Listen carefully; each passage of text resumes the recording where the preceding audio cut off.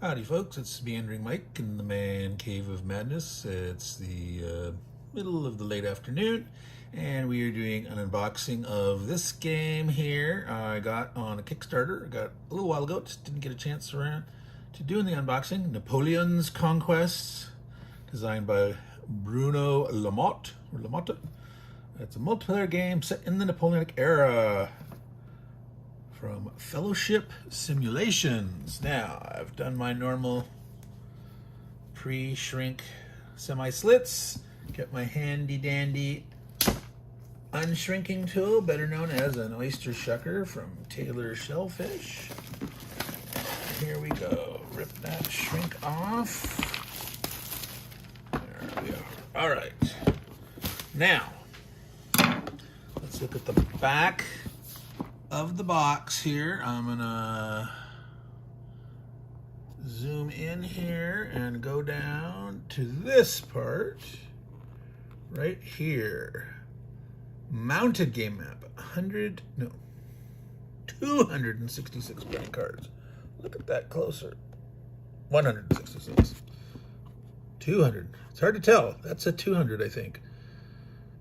Yeah, it's a smaller number in the font, but I swear it's a 2. 281 counters, 77 wooden counters. So I assume these are cardboard if those are wooden, and they must be in like block counters. 1 rulebook, 5 player mini boards, and 1 die. Now, way down here it says designed for 3 to 5 players. Playing time 2 to 4 hours.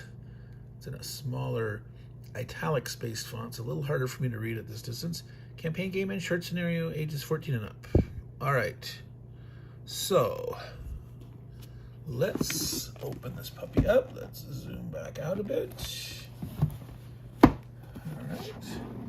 I'm on a different tripod right now. The other tripod is over in the main man cave here. Let's see, is this a little bit,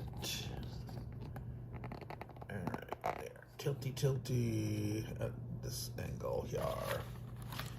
All right, so I can feel some loose pieces.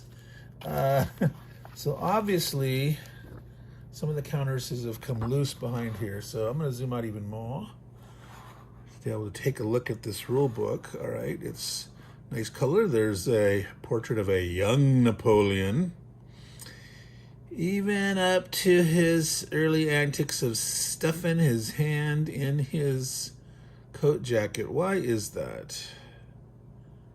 Did he have an odd-shaped hand? Was he playing with his nipple? I don't know. This is a family show, but I guess not. I don't know. Does anyone know the history of this particular portrait? That'd be interesting to say. All right. I'm going to rotate this a little bit here and try to get a better angle to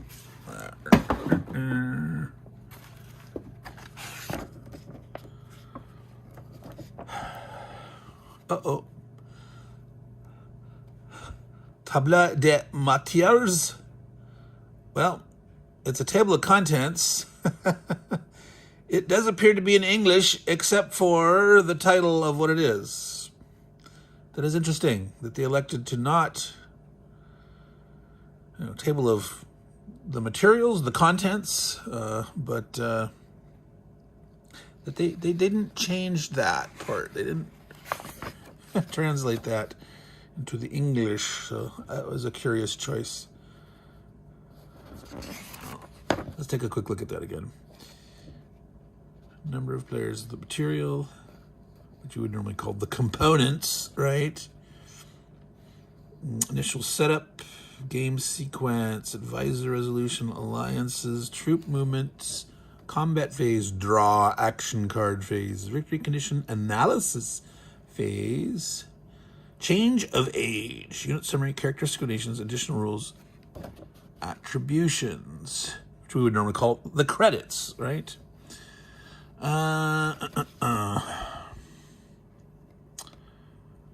Four main coalition nations of the time: England, Prussia, Austria and Russia, who play in a semi-cooperative manner. So Napoleon is facing those 4 people. So it's interesting what they do for the semi-cooperative portion, what extent it's not fully cooperative, that they do contend amongst each other somewhat. Finance, morale, society, diplomacy, and military. So they have colors associated with them. So I don't know if that's certain components in the game or the cubes that keep track of them. Like they say, yellow is finance. That looks gray. Oh.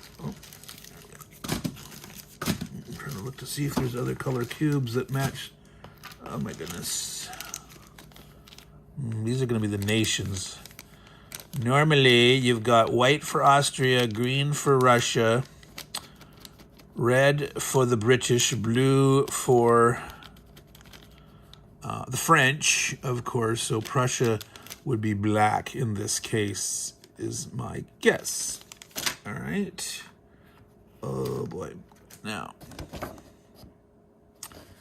I'm not seeing like orange markers or some such. We'll see about those colors again later. Let's continue to thumb through part of the rules. All right, so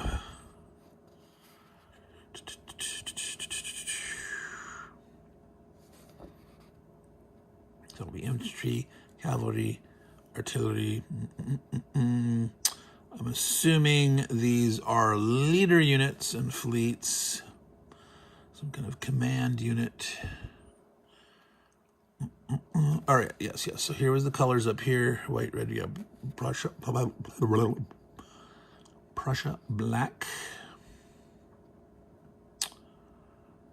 Yes, and the colors of the nations are not the same as the colors of the 5 domains of the rules. Resources.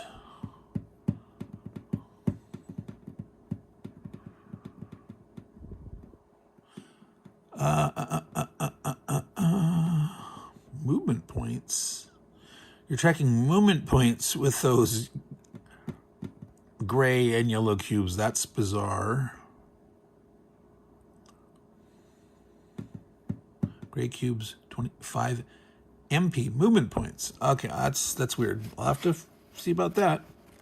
Various markers: alliance, morale, victory, the game board.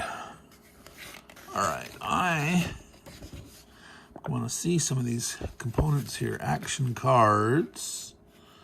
Let's see if we can find out what these numbers mean here before we actually look at some. It does say 237 here, so that strange odd font that from a distance with the smallness looked like a 1. It was indeed actually a 2.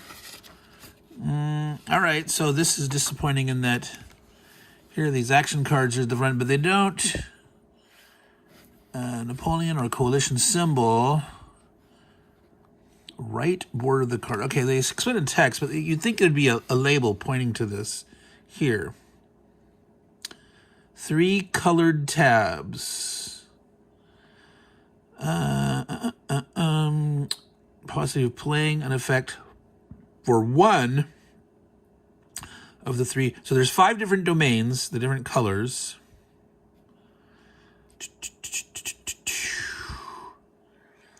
There'll only be 3 per card, and you can choose 1 of them. So my guess is you apply this amount of numbered points to those domains, and if it's blank, you're probably reading the card description to see what the effect is. All right. Finance, morale.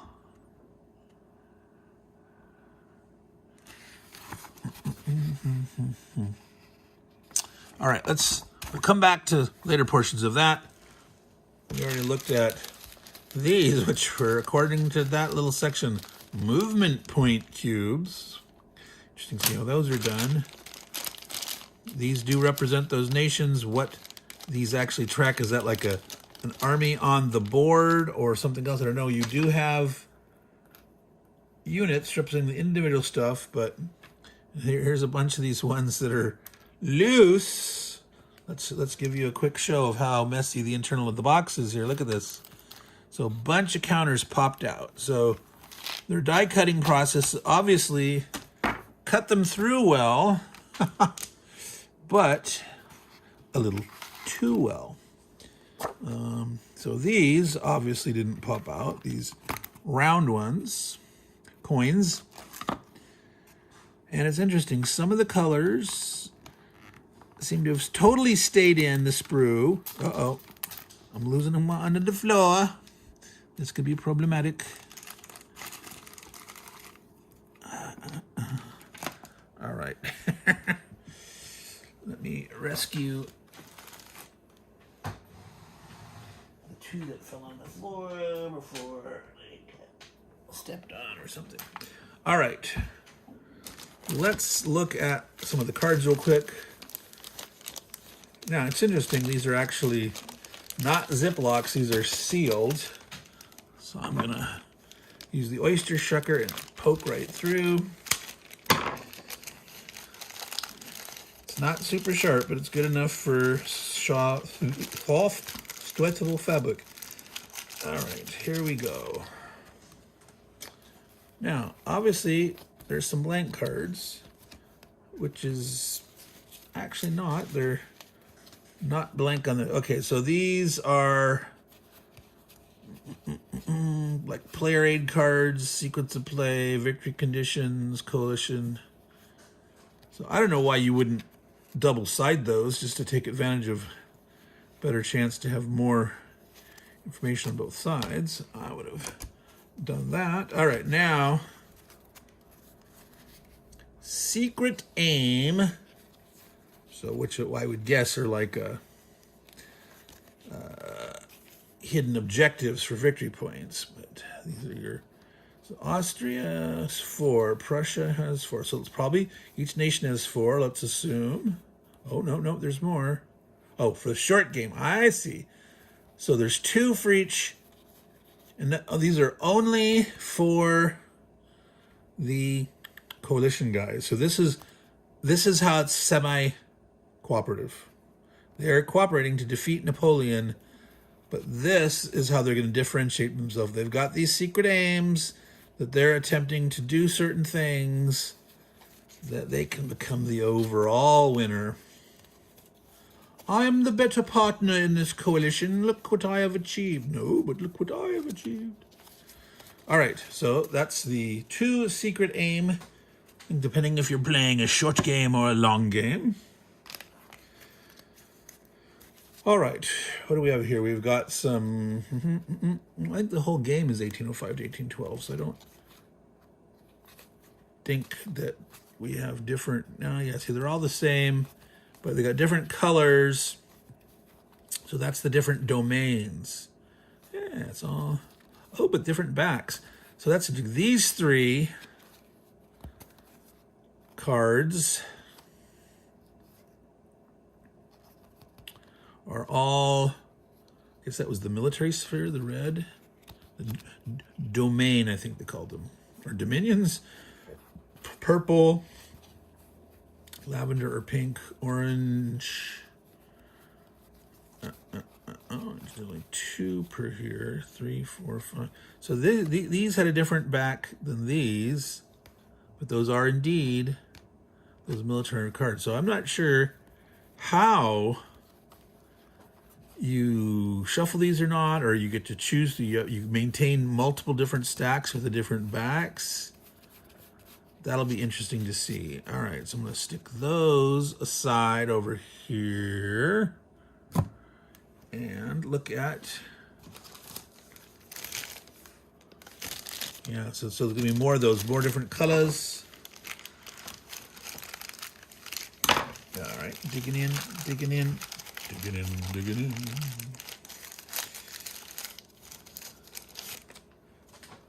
All right, so again, yellow and different backs. All right, so very high point. What was the other again? Was that finance? Where is this different back? Oh, even higher points. I do not know why there are different backs and what the significance are. That'll be something to discover in the rules. But yeah, basically, so it's interesting. You do have different artwork, but like in pairs, 2 of each different kind. Wow, are these all?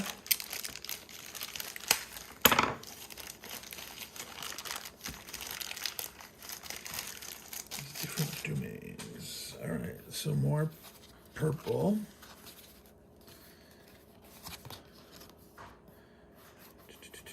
Yeah, it's not the highest number, but this is purple.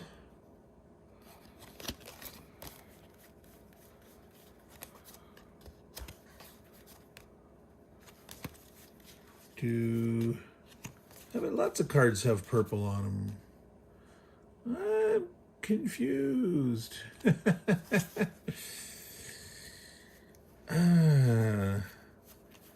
This is going to be interesting. Oh, wait a minute. These symbols. Does each country have their own set?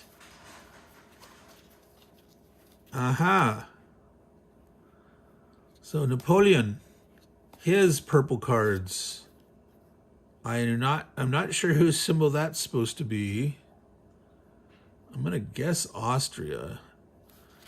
That is something that's time to go back to the rulebook, see if we can solve that mystery for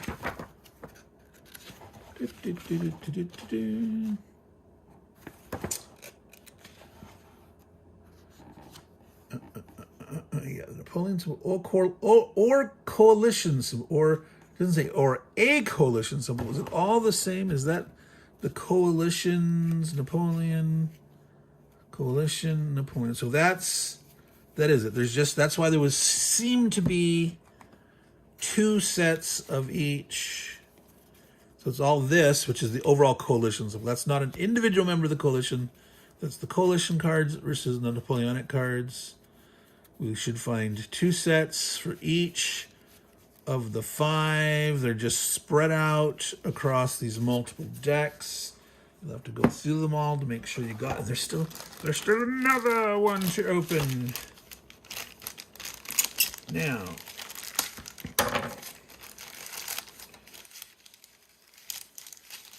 all right.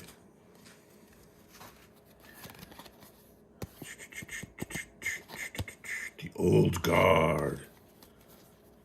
The Battle of Bergen.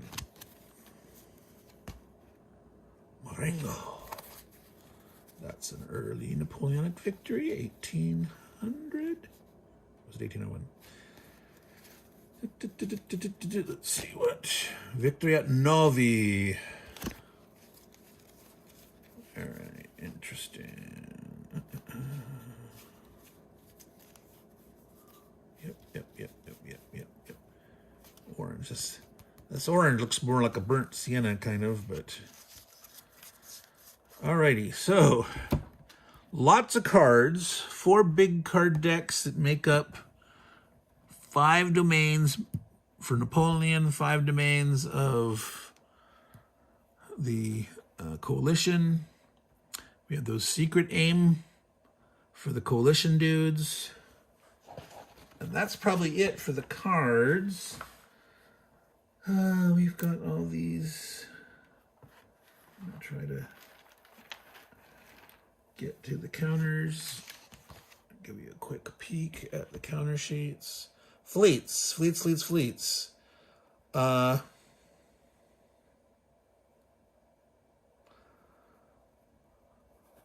theirs actually looking bigger, or I don't know? It's just, I guess they're the same size. Just for some reason, these the masts are taller, more sail, and so it makes these look bigger. You know, with this black background and smaller sails, and this makes the counter itself look bigger, but they're all the same size. All right. now I got a mounted map here. Try to get that out of the box without, again, dumping too many counters all over the place.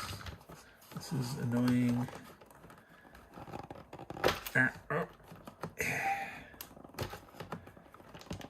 All right, there we go. Oh, Jesus. I hope I didn't lose anywhere.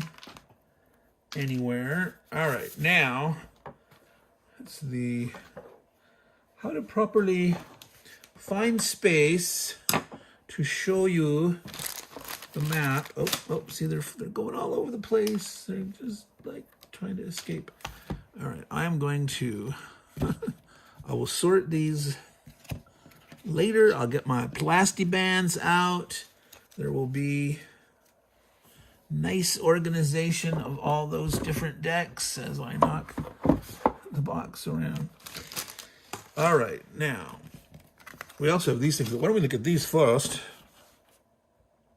These were the player mats. Alexander the First of Russia. Enlistment, capital reserves, treasury information. So I wonder,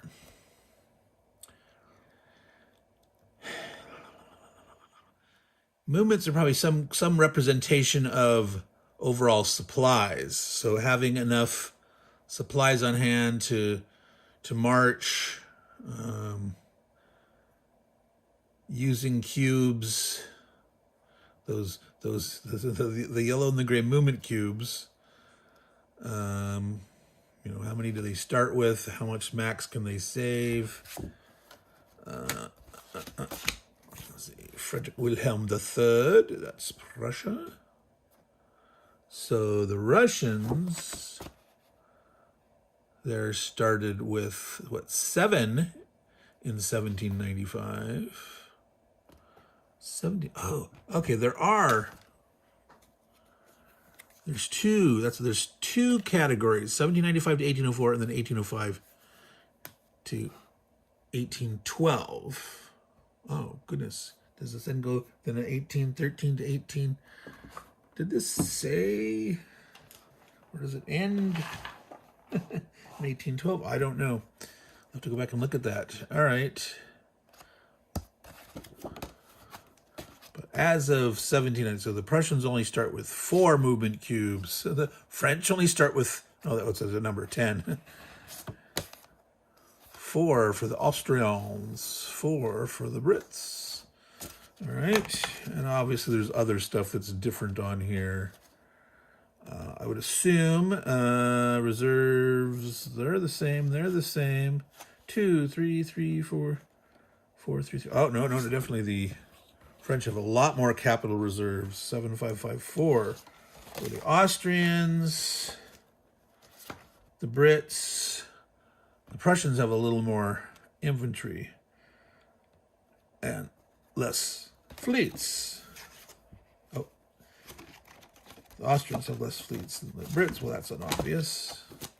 And then the Russians, they have a lot of land infantry, capital reserves. All right. Combat results table. Attacker, defender,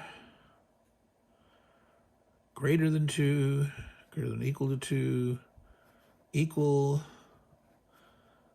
and the defender greater. Now, why? Oh. Attacker, trap.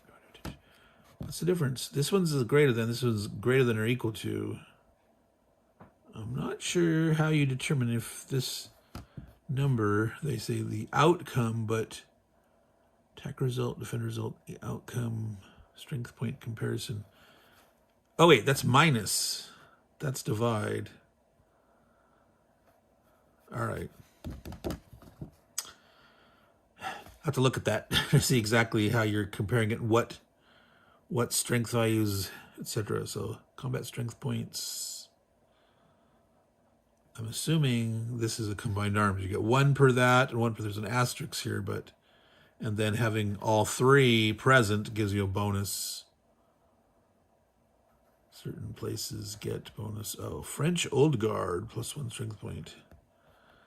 Old Guard, whether infantry or cavalry, an extra, they're double, they're 2 per. Alliances, purpose, forced alliances, cancel alliance. All right, so now to the mop. The mop. All right, now I'm going to move this back. I'm going to risk it hopefully not falling off the table. I'm going to toss those out of the way, and let's see. Again, I'm always leery when I'm opening these. I do not want to... Oh, there's counters falling out from the inside of the map. Put that guy aside. All right. And so that's the, well, let's just look at the bottom half of the map. Let's spread this out. Let's see how well we can see parts of it here. I'm gonna take a bend there. All right, so we get to see a French map. Turkey, Mer Noire, Black Sea, Noir. I should be saying noir, I would assume, but noir, yeah. If you can see, let's see how well. I'm gonna have to come over here so you can see the Mer Adriatique, the Adriatic. So Turk de Europe, so the Turkish holdings in Europe versus probably Turk the Asia, the Asian or Middle Eastern. What else do we have over here? Castile. You can't quite see it very well, but España. Andalus, Portugal. Kind of cool that it's a very period map. And I'm assuming that we'll know by the color coding, obviously, who controls what. Now, do remember, Turkey wasn't part of this coalition. They're there. They'll probably have effects and run events, play of cards or whatnot. Russia may have to go fight against them. Austria may have to fight against them, etc. Let's flip it over and look at it. Whoa. Okay, now we're having troubles. Oh boy. Great. Let's see, we've got the counter sheets falling inside the map. Excuse my struggle, folks, here. This will be cleaned up momentito. All right. Now let's slide over here. Anglet. From England. Ireland. Mer du Nord. North Sea. See the north. Baltic. Mer Baltic. Denmark. Swede. It's spelled like Swede.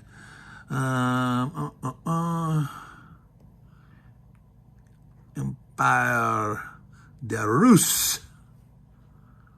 Grand Duché der Varsovie. Pomerania, so this would be Prussia. Silesia.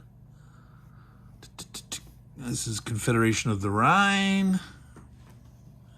Now, of course, all this stuff here, at different times, this Belgian territory was claimed by France, and sometimes they lost it. Various parts throughout here. This Confederation of the Rhine, there's a whole bunch of different small states at different times, and Westphalia and all that stuff. So where their allegiance lies when really varied over the time. Were they pro-French? Were they pro-Prussian or whatnot? Were they trying to be independent or neutral? So, Bohème, Bohemia, Moravia, Austria.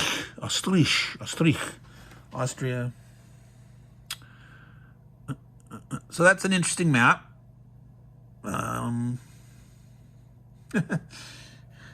Might take a little getting used to knowing who's controlling what, when, and where, but I'm assuming maybe that's what those round colored discs were for. So other than the home areas, what territories are various countries controlling? That's my guess. All right, so what do we have over here? We have a morale track. I do not know what those yellow numbers are. 4, 8, 4. Well, yellow was one of those movement point like supply blocks. So I don't know if that means as your morale increases, you gain those, or as your morale drops, you lose those, or what. I do not know that. Well, let's see here. 4, 4, 4, 4, 4, 6.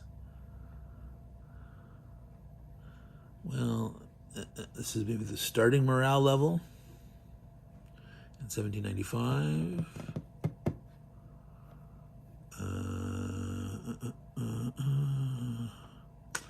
Not sure. This is a combination. Reinforcement track, supply track, morale track. I mean, it says morale track, but there's other stuff going on. All right, what's over here? Turn order and game turn. So this is one of those games where the order of the different countries is going to vary from turn to turn.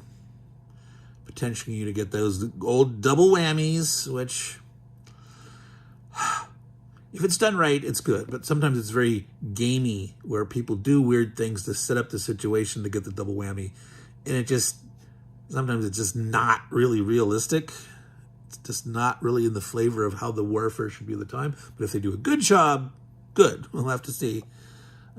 Initiative, which should influence the turn order, right? Finance, morale, society, neutral capitals, Rome, Madrid, Stockholm, and Istanbul.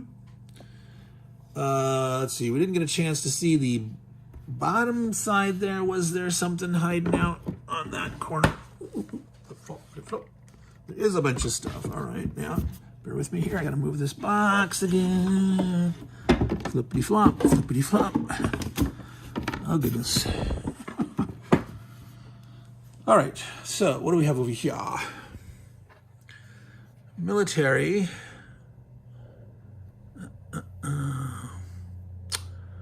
So I'm not sure what this represents. The cost in points to move this many units, buy this many units.